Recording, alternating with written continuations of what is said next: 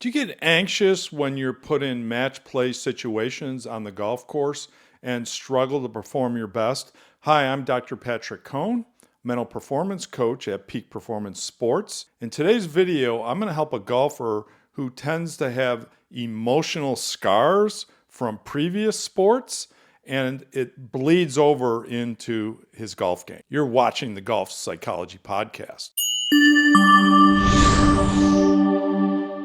Hey, before we get into it, please like this video, subscribe to the channel if you're not already subscribed, and hit that notification bell so you'll be notified of future videos. Here's the question I received from Peter. I have anxiety when I'm put in match play situations. I only took up golf 3 years ago and have gotten down to a 6.6 index. I come from a professional sports background and have some emotional scar tissue from missed goals at crucial times, etc. How can I play more relaxed golf? Peter, that's amazing that you've been able to go to a 6.6 index in just 3 years. You got some talent there. As far as the anxiety, I would want to know when you get into a match play situation, what's the biggest fear for you? I always start from the perspective of the fear, not the anxiety. Keep in mind, anxiety is the symptom of the fear, typically about fear of failure or not playing to your potential. Those are the two areas that I find with fear of failure. Golfers are worried about, number one, how others see them, which we call social approval. They fear embarrassment. They fear they're going to look silly. Or, on the other hand, they fear that they're not going to be seen as a respected golfer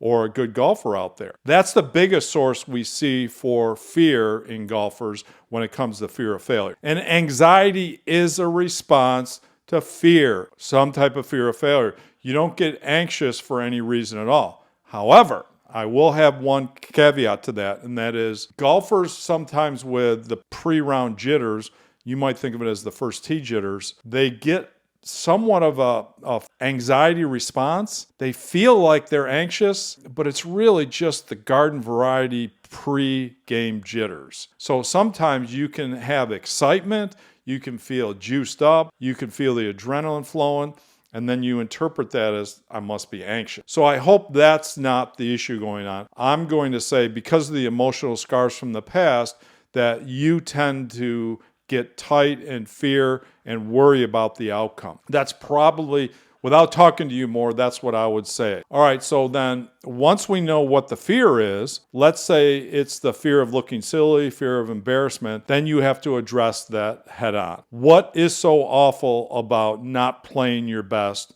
with other golfers in a match play situation? Is the score going to be posted somewhere where people can see it? Are you worried about what your playing partners are going to think? You have to take that particular fear head on. In addition, I would add to that is if you're focused on the end result, what am I going to shoot today? Am I going to play up to my index? Then that's creating some of the fear too. So my recommendation for you is try to play it one shot at a time out there and focus more on the process. Well, how do you do that? That sounds hard. It is hard. Easy to say, but a lot harder to do. What I want you to do is I want you to set some objectives for yourself. Maybe you think about taking a deep breath at the start of your pre-shot routine. That could be a simple objective for you. Maybe you focus on hitting fairways and green. Maybe you focus on creating birdie opportunities for yourself. Bring the game down to a more manageable task for you where you're focused on smaller objectives and you're not so much worried about what that end result's going to be, that end score,